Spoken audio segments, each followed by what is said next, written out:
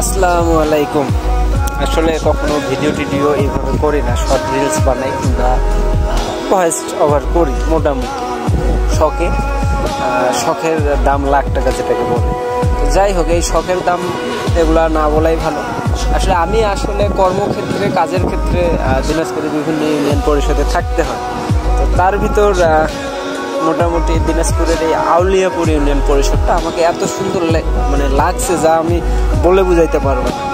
আর এই পরিষদের বিশেষ গুণটা আমি বলি, চারপাশে গাছ, আবার পরিষদের চারো সাইড দিয়ে মনে করেন ধান ক্ষেত, আর আমাদের গ্রাম্য ভাষায় বলে দোলা বাড়ি যেটাকে বলে।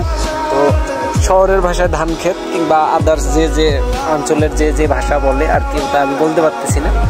কিন্তু আপনাদেরকে আমি এই প্লেসটা দেখানোর জন্যই আর কি মূলত এই ভিডিওটা। তো আমি প্লেসটা আপনাদেরকে দেখাই। হ্যাঁ, আমি ফ্রন্ট ব্যাক ক্যামেরায় দেখাই। এটা সামনে যে এটা বসে থাকার একটা প্লেস। হ্যাঁ, এখানে ওই যে বিচারশালী চলে, ওখানে বসে থাকে পাবলিক। আর এটা ছোট্ট একটি বাজার। হ্যাঁ, খুবই ছোট বাজার বলা চলে। এই যে এই পরিবেশটা দেখানোর জন্যই আমি ভিডিওটা মূলত করা। জাস্ট দেখেন,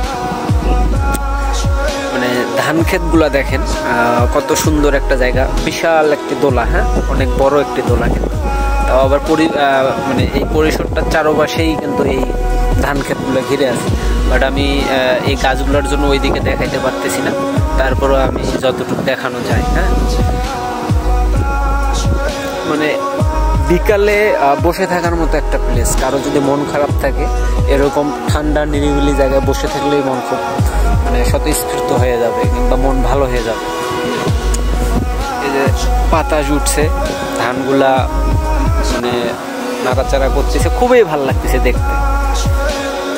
আর কি বলবো, আসলে বলার ভাষা খুঁজে পাচ্ছি না। একটা জিনিস সত্য, যে ইট বালুর শহরে গ্রামের সেই সবুজ শ্যামল ধান খেতেই সুন্দর। জাস্ট এতটুকুই।